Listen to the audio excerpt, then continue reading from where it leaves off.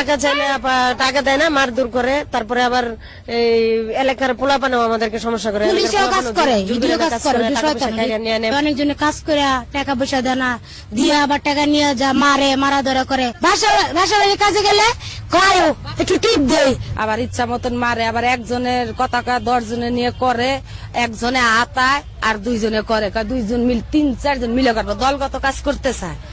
কি তো করে টাকা দিয়ে করবো, যেমনে চামু হেমনে দিবি। আমরা কইছি না, আমরা তো মানুষ, আমরা হয়তো টাকার বিনিময় করি। 20 টাকার জায়গা আরো 10 টাকা চাওয়া যায়, বুঝা কিন্তু তারা দেয়। আমাদের করে খাইতে হবে এটা।